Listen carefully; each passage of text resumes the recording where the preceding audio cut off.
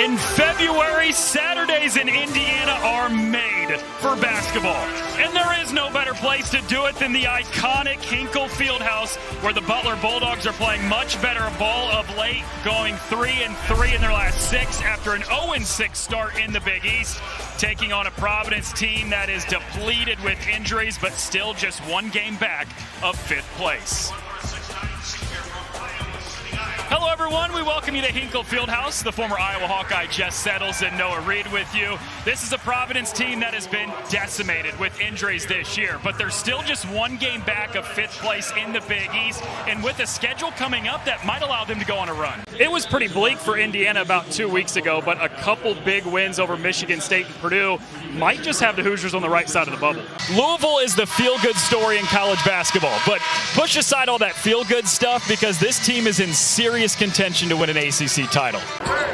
Floyd kicks, Barron spots up, he got another!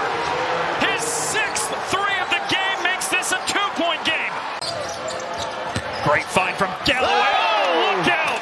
Malik Reneau just put Breitbach on a poster. Peavy looking to push, darts into the paint, leaves it for Sorber, hangs and banks it in. 8-0 run for Georgetown, and the Hoyas have taken a 4-point lead.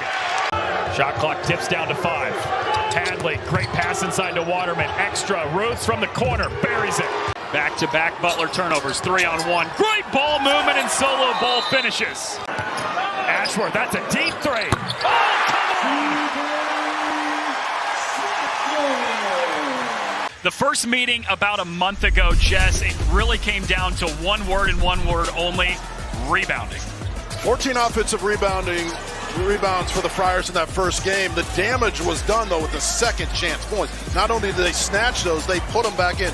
23 second chance points. They dominated the glass 43-26. Now, the good news, we talked about Butler off the top. They're plus 40 in rebounding over their last 6 games. They're 8-4 when they win the board. So, look, analytics have crept into this game like we've never seen before. But in this league, typically you win the glass, you win the game.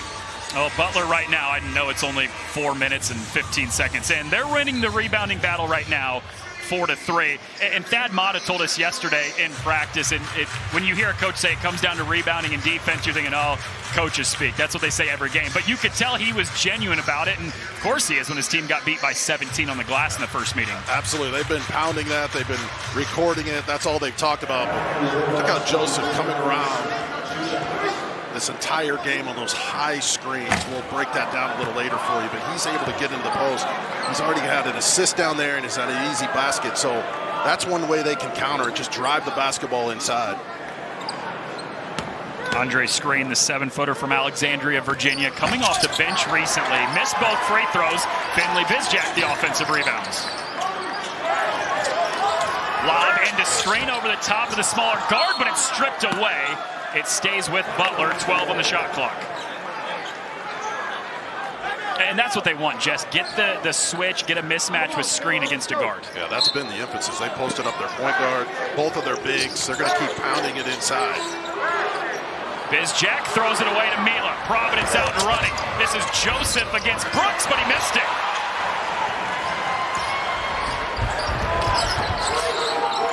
No look from Telfort. Bizjack from the corner. Rattles in. Make that 7 out of his last 11. When he gets that much room, he's almost automatic right now. Shooting more than 55% from 3 over the last 5 games. Finley Bizjack is really coming into his own right now.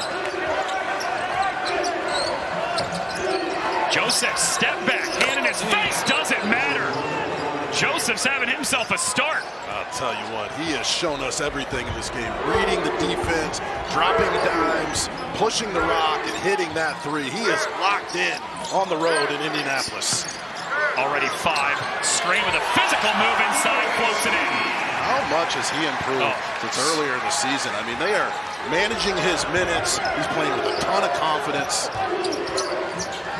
He's coming off the bench the last 4. And Thad Matta said it's more about quality of minutes over quantity for him. We want the most out of him when he's on the floor. They're getting it. 13 points per game, 77% from the floor in the last 6 games. Joseph misfires.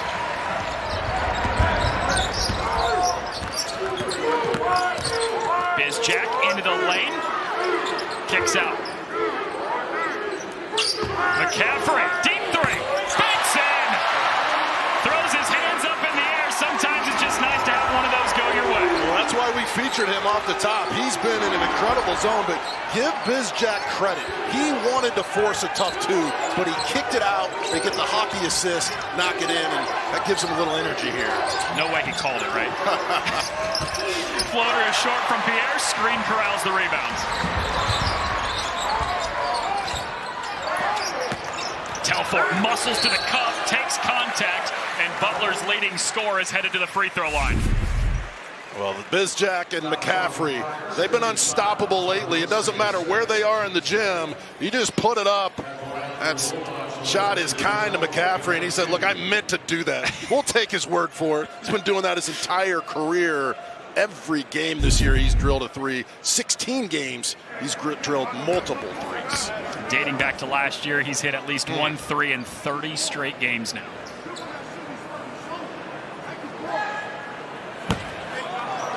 Telfort with a rare miss at the line, an 80% free throw shooter.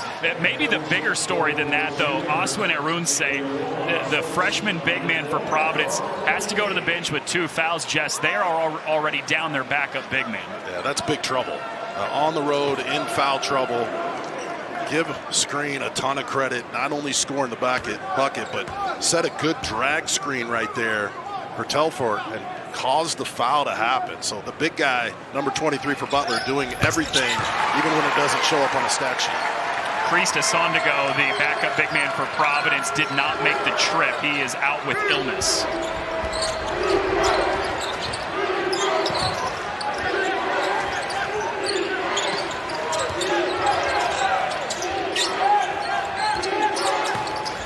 Corey Floyd, leaner in the lane, 2 strong tips in his own miss. Butler going to give them that little mid-range jumper or floater. Screen is going to be in drop coverage whenever he's in the game, but they forgot to block out the shooter. Which is what they forgot to do a lot of in the first meeting. 23 second chance points for Providence about a month ago. Absolutely. Good initial defense. Great pass from Telfort in the screen. Didn't get the first one or the second one, and he's blocked going up. Anton Bonk with the block shot, the 7'2" big man off the bench.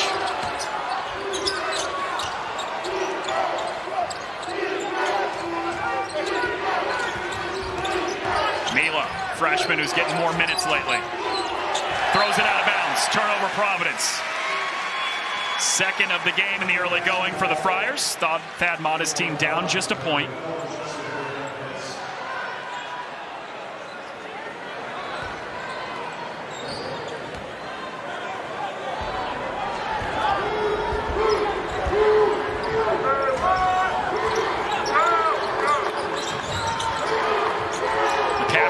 Flare screen, gets into the lane, finger roll finish.